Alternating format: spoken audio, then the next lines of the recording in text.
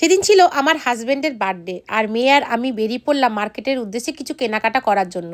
আর প্রথমেই আমরা চলে যাই একটা স্টেশনারি দোকানে কিছু কেনাকাটা করার জন্য, কারণ কিছু প্রয়োজনীয় দরকারি জিনিস কেনার ছিল। তারপরে সেখান থেকে আমরা চলে যাই সোজা কেকের দোকানে, ওখান থেকে একটা পছন্দ মতো কেকও নিয়ে নিই বার্থডের জন্য। তারপর চলে আসি ফুলের দোকানে, সেখান থেকে মেয়ে একটা গোলাপ ফুল নেয় তার ভিডিও শ্যুটের জন্য। তারপরে আমরা ঘরে এসে বানিয়ে ফেলি কড়াইশুঁটির কচুরি, কাশ্মীরি আলুর দম আর পায়েস।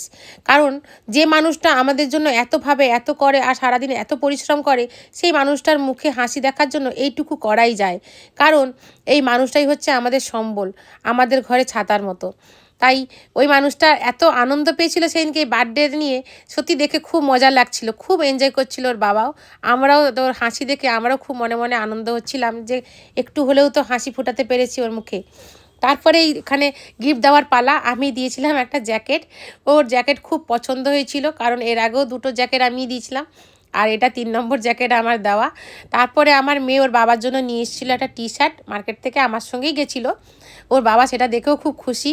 ওর বাবা জামা কাপড় তো দেখে পেতে খুবই ভালোবাসে, আর নতুন জামা কাপড় রাখে না। আর ছেলে কিছু আনেনি বলে তার বাবাকে একটা বাটি নিয়ে গিফট করছিল। আর তারপরে ওর বাবা খাওয়া দাওয়া শুরু করে দেয় সন্ধ্যাবেলা।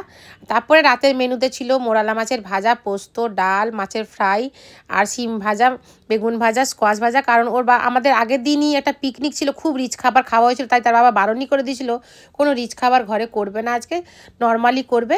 তাই আমি সেদিনকে নর্মালি রান্না করেছিলাম।